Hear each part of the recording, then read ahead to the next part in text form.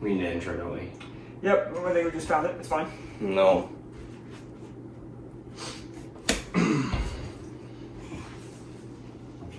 Have you not seen that sitting over there? No, I have. I don't know. Time to suit up.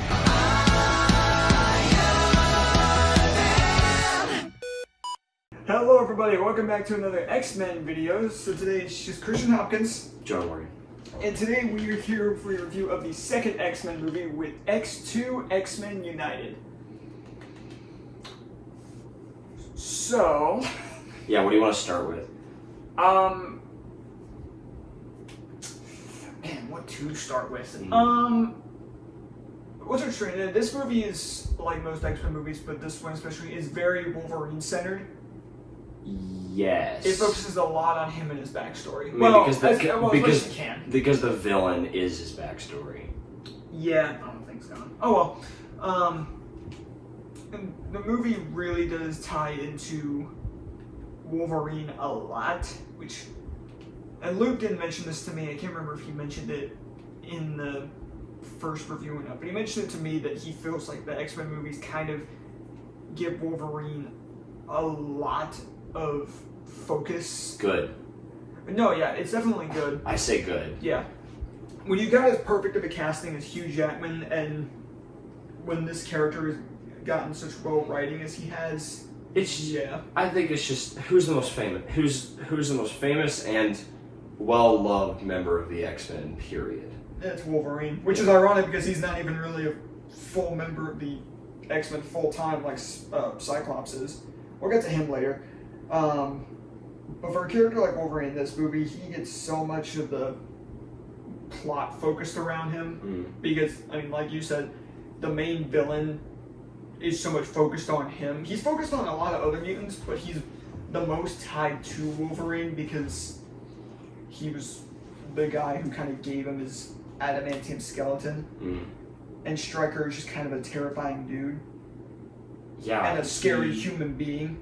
He feels very similar to Riddler in the Batman, to me, in just that he's not necessarily his motives or how he acts, but how he's scary in a different way. Yeah, he's not scary because he has powers. He's scary because of his intellect. He's scary because he's smart and he's always like 2 or 3, forget like 1 step ahead, like 2 or 3 steps ahead. Yeah, because they try to do this plan later on in the movie where Wolverine's walking into their base, and then Stryker looks at him and immediately goes, "That's not him," and then turns back into Mystique. Sniffs out that it's Mystique.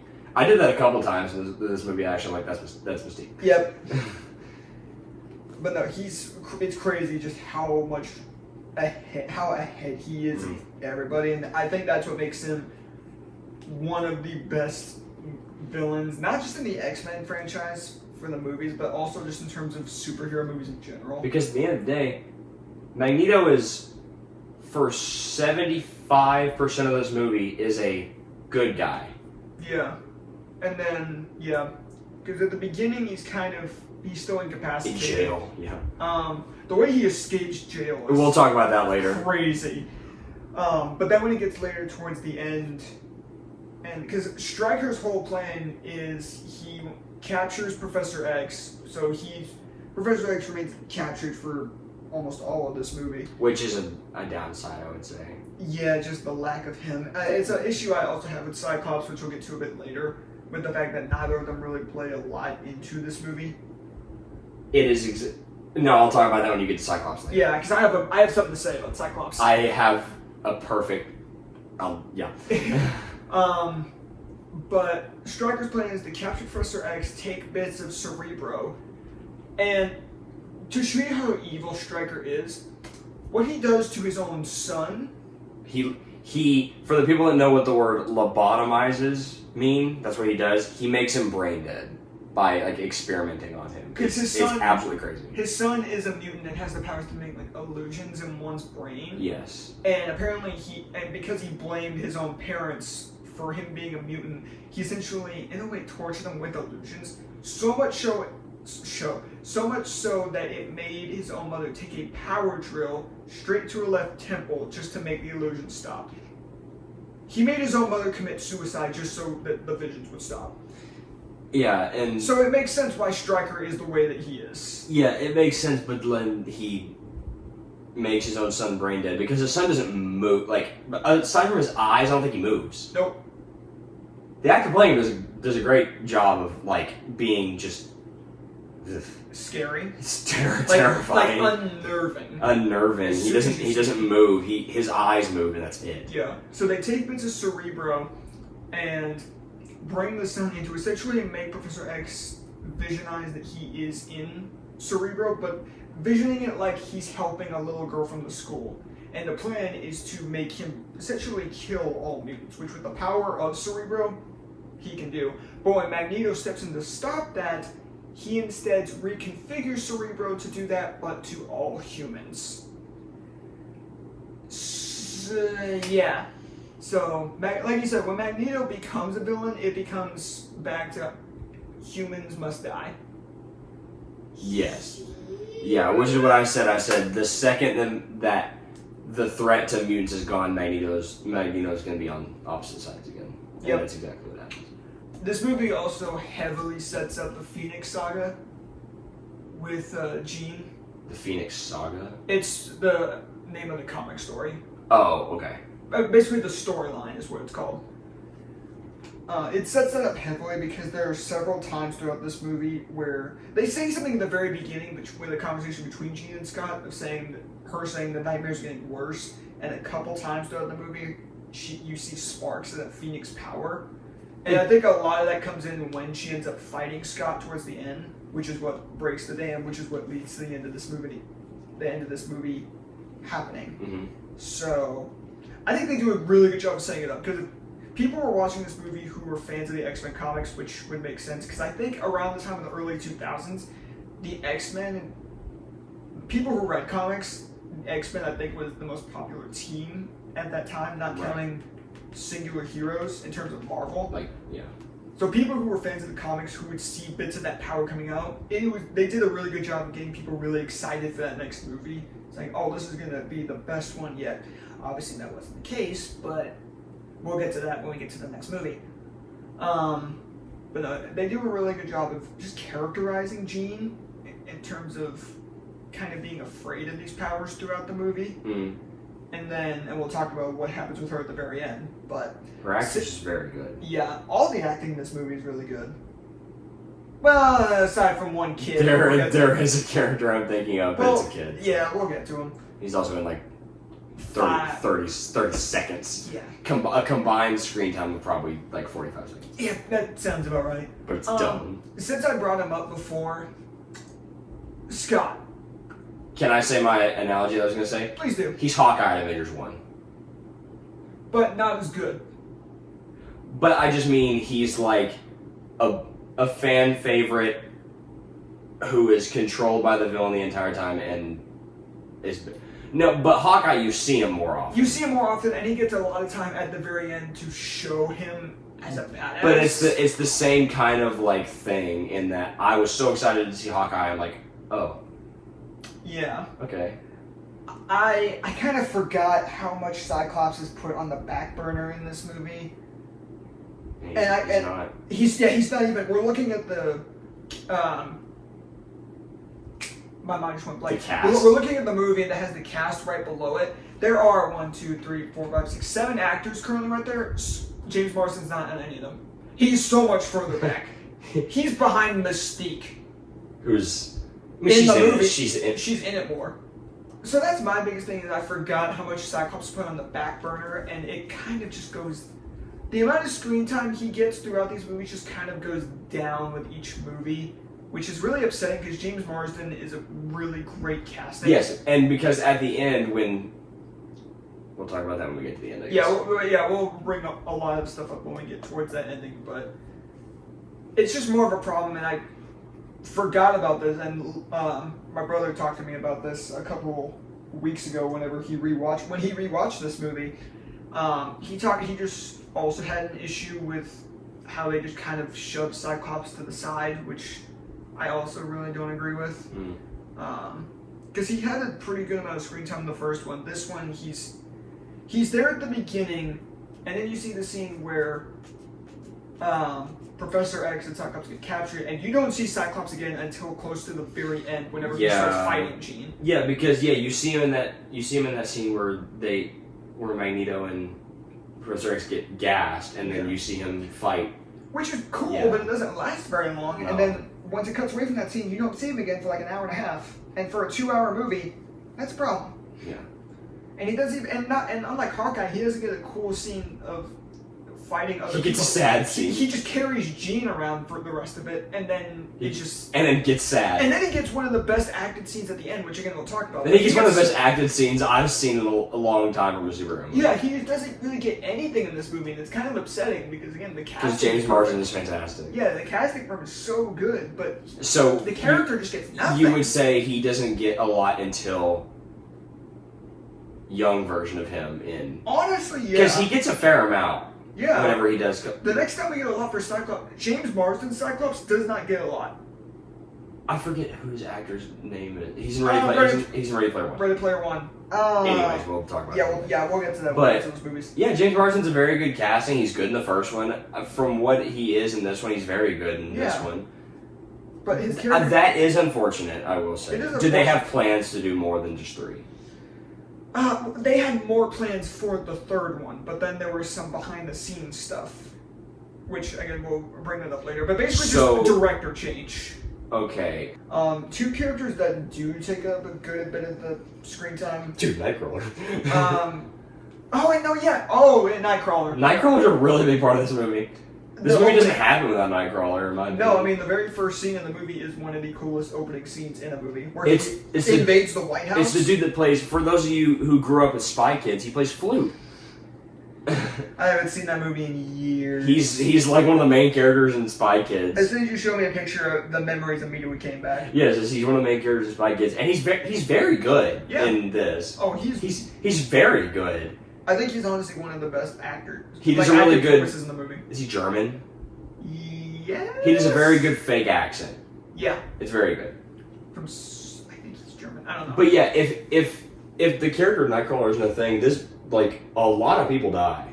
That like a lot of people that are alive at the end don't live. Speaking of that, because of Nightcrawler, when he does invade the White House, it's eventually revealed later on that Stryker has this like acid that he drips on the back of someone's neck. Like a ring, in like this ring. Yeah, it's like I think it like touches the spine almost. That makes sense. And whenever that's the case, it essentially is like mind control. It's a weird way of administering mind. You would think it'd be like a needle.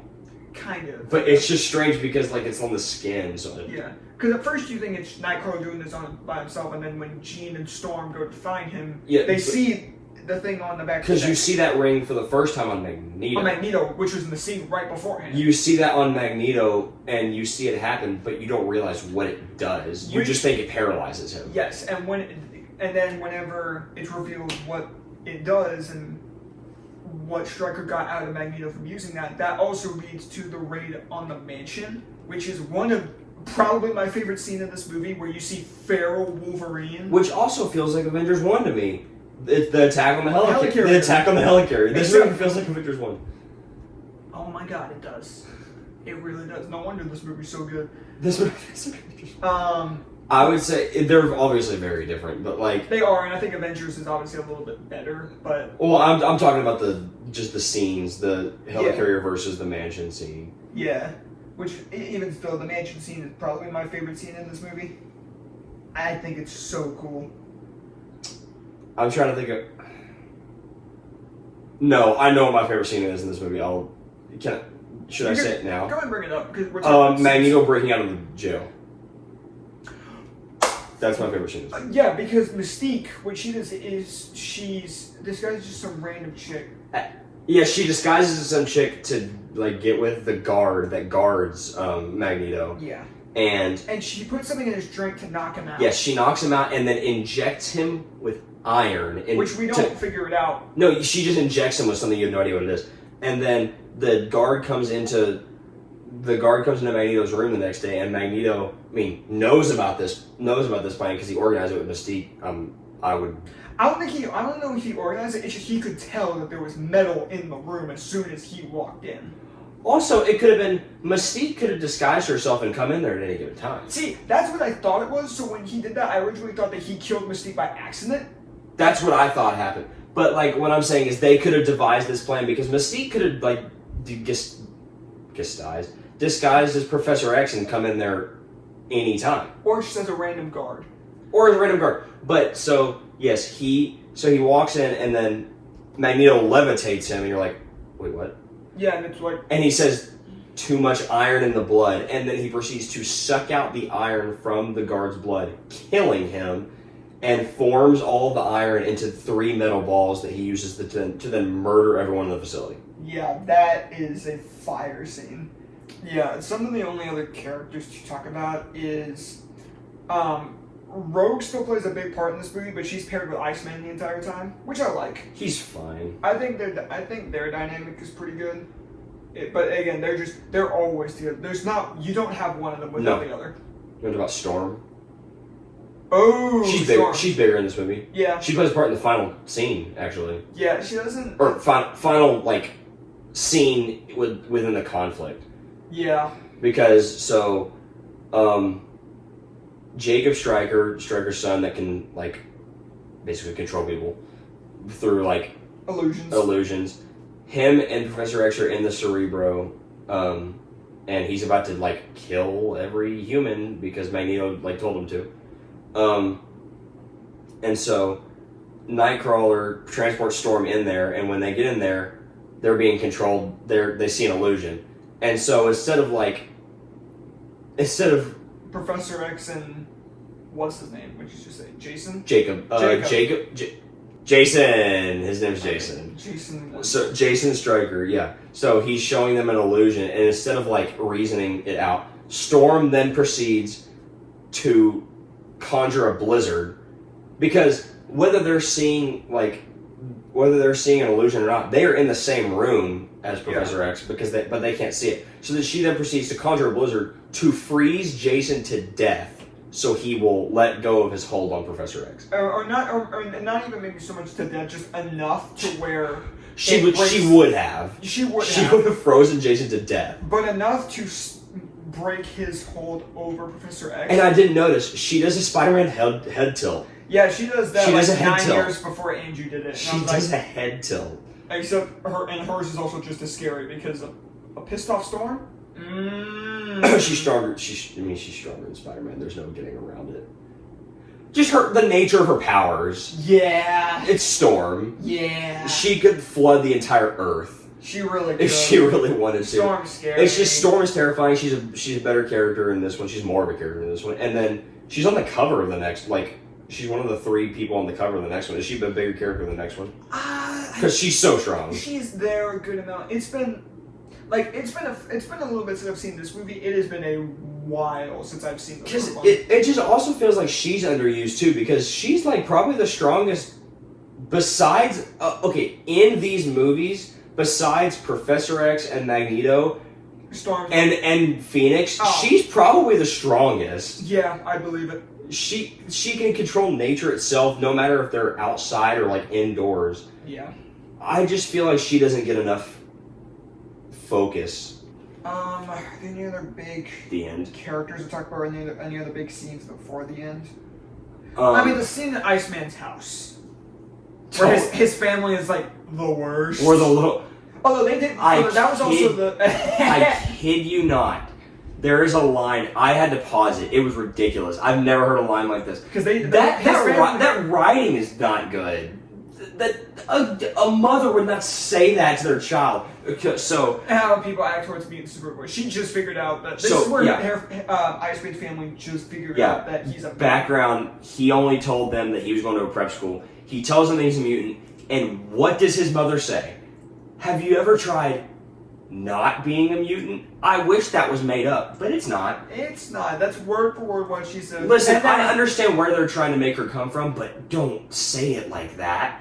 And then his brother. And then his brother calls the shit. And his brother calls the cops, which is hilarious to me. And he has the one facial expression. Like, that's the one. Like, obviously he's at 30 seconds. You don't need to get a big actor for that. Make a different face. He's in one of the Final Destination movies. Is he really? Yes. Have you seen the Final Destination movies? I don't remember. He gets crushed by a giant thing of glass. Why does that ring a bell? The point is, he's like 15, 16 at the time, like the actor, but he's playing like a 11-year-old. Okay. So he's used to playing like a little schnot. Yeah. Yes. So that's the point I'm trying to make here. It's like he's typecast as like an annoying little brother. Yeah. And it's hilarious. But Which anyway. I get, because the way they go about it is it made it sound like even before the parents figure out, or the family in general figures out that he's immune, it sounds like Bobby got more of the attention. It also what's his name? What's his character's name? Ronnie. I guess that Ronnie. makes so much sense. Ronnie just seems like the type of person's name that would do that. But it gives way to Wolverine gets shot in the face. Because because he holds his claws up, because that's a cool line where the comic goes, put the knives down, he goes, I can't. Can't. The way he says it is so, I can't. Now, here's the thing, he slowly raises his arms up, but then Points it at the cop. It's not even that, it's the fact that he retracts the claws so fast that immediately obviously he's gonna get shot. I didn't even notice that he retracted them. Yes, he's going to retract them, but he lifts his arms and points them directly at the cop. For all the cop knows, he could be able to like shoot them out of his body or something. Yep. So the cop is like, oh, he's pointing knives at me. I'm gonna shoot him. He does. And when he hears a noise then obviously he's gonna. And so you later see that bullet literally pushed out of Wolverine's head. He gets up, looks at the officer. After Pyro has gone on his little spree. He looks at the officer, doesn't say or do anything, and walks away. And the officer's like... So that shows a little bit, he's like, hey, I know you shot me in the face earlier, but I'm not going to do anything to retaliate. Yeah. Or it's more of just, you can't kill me. Yeah, that's fair. Oh, one of my other favorite scenes is the fight that Wolverine has with Lady Deathstrike. I was going to say, we haven't even talked about Lady Deathstrike. Because she's really a wasted character here. Cool. Like, you talked about her origin. Like, you read off big parts of her origin. In the comics, she has like a hatred, like a lifelong hatred for Wolverine because he does something to like her family in Japan. Yeah. But her whole thing is Stryker made her as like a better Wolverine 2.0, basically. And also has her under control because there's a scene where you see him like dripping a lot of that stuff onto her neck, like a lot of it. Like for Magneto and it's like a couple drops. Whereas with Lady Deathstrike, he just goes like multiple drops. Because it lasts a long time. Yeah. And so ultimately, they have a fight. A lot of stabbing happens. It's one of the coolest fights. Like so much stabbing. Like, ow, dude. Yeah. Oh, great fight though. You could probably find a picture of her, but her nails are the adamantium instead of it be like coming out of her skin. It comes like they're already because if you look at one point, whenever she's looking at her hands and doing this, her nails are silver. Yeah, and you can hear like metal moving too as so her nails are silver, which means they don't come out of her fingers. They're already there. They just extend, basically. Yeah. So it doesn't hurt her as much. So it's another thing. It's like a 2.0 thing. And they're so thin. She like stabbed. Like there's a scene where she stabs him like 10 times. 10 times in the span of like 2 seconds. And they fight in the room where they both got like adamantium put in their bodies. And then he gets like the little gun thing that injects adamantium and puts it in her stomach. And it comes. She suffocates on adamantium. And for a split second, her eyes go back to normal. Yeah. So the stuff that controls her wears off, which hurts. And another thing that they said, and the Summit Striker said, is when you get like the correct temperature for adamantium to like keep it like that, you have to keep it that way. Because as soon as adamantium cools, it's indestructible. It's indestructible. So the only way to kill someone who's indestructible is to inject them with something indestructible and it harden inside of their body. Yeah. Like she suffocated in the wrong place. Yeah. She suffocated on adamantium. He also did too much of it, which is also like so much it was like dripping out of her eyes, nose, mouth. That's a frightening way to go. It's pretty bad. Granted, I do think her character was wasted because when you read off to me, and based on what I remember from the comics, she's really interesting in the comics because of that rivalry with Wolverine. But it's like a Sabretooth kind of thing. She's a rival. It's exactly like Sabretooth in these movies because, like Sabretooth, she's also wasted. Mm. So it's unfortunate. But do we want to get to final scene with the flood? Yeah, I don't think there are any other big scenes to really talk about. So I think that ending scene. I'll scroll through the cast very quickly to see if there's any characters that we have missed, but I don't think so. We can go ahead and talk about the final scene with the flood. Yeah. So after Jean and Scott fight, that's when. Up to that point, Jean lets out the biggest burst of the Phoenix power she has yet, and it pretty much essentially blows up that room and essentially blows up a small part of the dam. So not enough where it's immediately broken, but enough where over time it starts breaking more. It happens later after Wolverine has had his little spiel with Stryker. That's when it fully breaks. That's another really good scene. Yeah, I would say. When Stryker. After they've also talk about the other good scene with him after we talk about this final scene. But there's where Stryker essentially saying, "Save me! I can tell you about your past." And there's a scene where he goes, "Who can help you figure out more about your past? Me or that creature you're holding?" Yes. Wolverine takes the dog tag he has out of his outfit, rips it off, throws it out, with him. Throws it in the snow, and goes, "I'll take my chances with him." And I'm like, that's such a good moment. I'll talk about that more after we talk about the scene with Jean. But after the fight between Scott and Jean, over time the dam starts breaking more, and it gets to a point where it breaks completely. Magneto and all of them take the helicopter, so Rogue and Iceman have to pilot the X-Jet over, or Blackbird, I think is what it's called. Yes, and because Rogue crashes it's stuck in the snow. It stops working because it's stuck. Yeah. And so they don't have time to get it unstuck before the water gets to them. So Jean gets out without saying anything to anybody. Jean gets out because she's a lot stronger now. And because she knows that if she said something, they would try and stop her. Yeah, so she gets out and literally forms a bubble around them. She parts the waters in front of them. And then says her goodbyes through Professor X, which they dive more into in later movies, especially I think they do it in Apocalypse and Dark Phoenix at one point. I think they do it in First Class. They do more of that. Him speaking, other people speaking through him. They do that more often later. Yeah.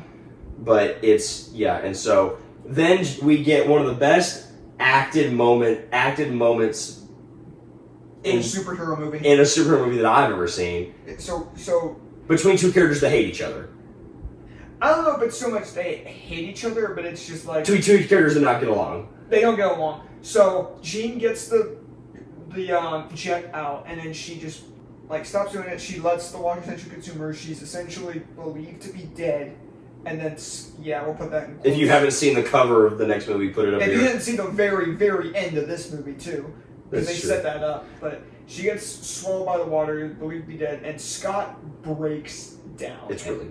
And it's a moment where it's from this point on for the rest of the movie where you really see, especially Logan, start to really kind of comfort him in his own way, and you see both of them take it the hardest because, obviously, so the best with Hugh Jackman and James Marsden, those two give the best acted performance because he hits Wolverine, doesn't he, or he pushes him. He's pushing him, and then all Wolverine does is just basically hug him. Yeah. And it's, oh man. It's one of those where the first movie you're just thinking, oh, these characters hate each other. But moments like this remind you that when it comes down to it, they're there for, Logan especially is there for Scott whenever he really needs, and you see that. And it's proved again at the end of the movie, when it's just the two of them and they leave, and Logan goes, hey, she made a choice. She chose you. And Scott doesn't say anything. No, Scott doesn't say a word. Because which I think is better. It's his way of saying thank you, because if he had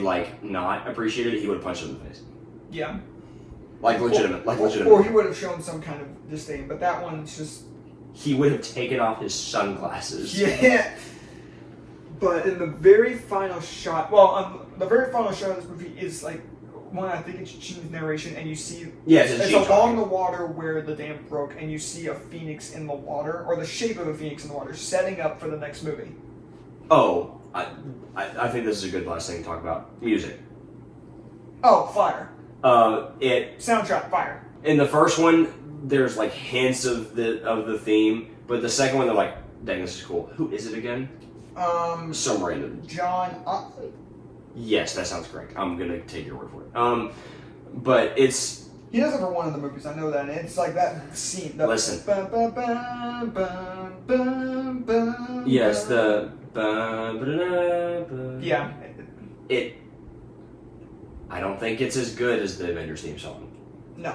but I think it's dang close. Yeah. Especially the Days of Future, like the newer versions of it, Yeah. where there's like. I know for sure it's where John there's Ottman. like guitar. Yeah, I know for a fact it's John Ottman who does the newer ones. Where it's like guitar, it's just. It's very. Oh man, it's really good. And it's one of the first things he plays in this movie, so. Mm-hmm. Anything else? No. Yeah, I think that's everything. Final score. What did I give the first one? I think you said 7.5? I think 7, 8 range. Like it's somewhere I think in like high 7s. I think it might have been like 7.5. Because I know, yeah, because you were in the 7s, Luke was in the 8s, and then I think I was a 9 flat. This is tough because like there are parts of it that I think are genuinely wrong. Same. On rewatch, there are a couple more problems I have with it, but nothing groundbreaking. Oh yeah, that's the thing I have most wrong with this. They leave Wolverine to babysit when the school is raided by himself. There's no other adults at. Does Colossus count? I would say so because he looks like he's old enough. He's a student still at that point. Yeah, but at the same time, it still looks like he's old enough. I just don't think it's a good idea for Storm, Professor X, Jean, and Cyclops all to leave the kids at the same time. Yeah. That feels like an oversight to me. Do you have a number? You know what? Yeah, I have a number. Okay, you have a number.